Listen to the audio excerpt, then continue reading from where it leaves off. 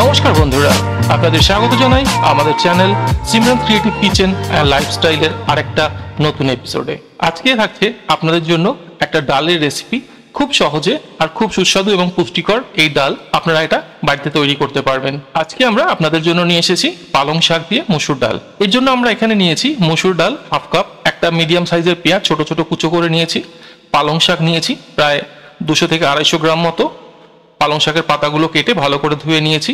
প্রথমেই আমরা ডালটা কুকারে একটু সিটি দিয়ে সিদ্ধ করে নেব, তাতে আমাদের রান্নাটা তাড়াতাড়ি হয়ে যাবে। ডালটা ভালো করে জল দিয়ে ধুয়ে আমরা কুকারের মধ্যে নিয়ে নিচ্ছি। এর মধ্যে আমরা ছোট বাটির আরও 3 বাটি জল দিয়ে দেব। জলের পরিমাণটা আপনারা চাইলে কম বেশি করতে পারেন, পরে ডাল রান্নার সময় প্রয়োজন মতো জল দিলেই হবে। এবারে আমরা এর মধ্যে দিয়ে দিচ্ছি 1 চামচ নুন, আর কুকারের ঢাকাটা বন্ধ করে আমরা গ্যাসের ফ্লেম কমিয়ে 2টো সিটি দিয়ে ডালটা সিদ্ধ করে নেব।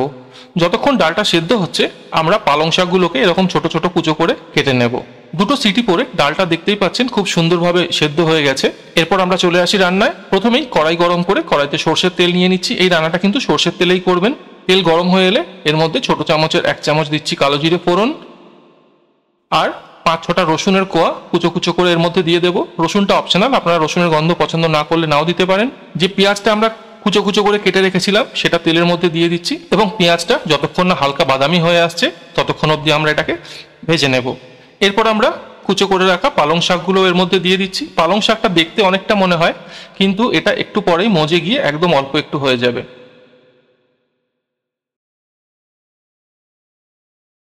পালং শাকটা তেলে দিয়েও আমরা একটু নাড়াচাড়া করে নেব।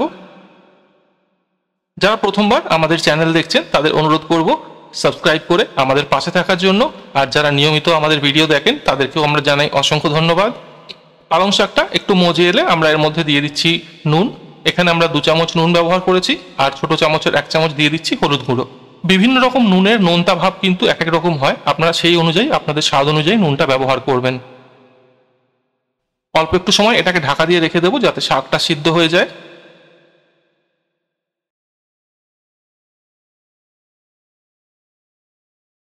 দেখে নেব আমরা শাকটা সিদ্ধ হয়ে গেছে, শাক থেকে জলও ছেড়ে এসছে একটু।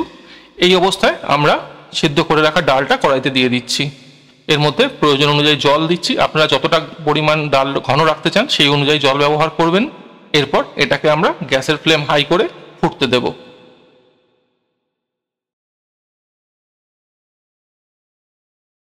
ডালটা ফুটে এসেছে, আমাদের রান্না মোটামুটি কমপ্লিট।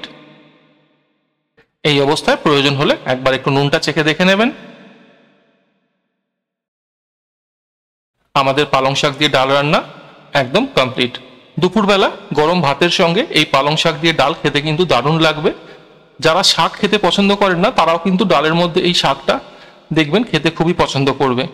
আপনারা বাড়িতে একবার এটা তৈরি করে দেখুন, কেমন লাগলো আমাদের জানান। আর যদি আমাদের এই রেসিপি আপনাদের ভালো লেগে থাকে তাহলে লাইক, শেয়ার এবং সাবস্ক্রাইব করবেন আমাদের channel Simran creative kitchen and লাইফস্টাইলে। আজকের মতো এই পর্যন্তই। আপনাদের সঙ্গে আবারও দেখা হবে পরবর্তী রেসিপিতে। সবাই খুব ভালো থাকবেন। নমস্কার, ধন্যবাদ।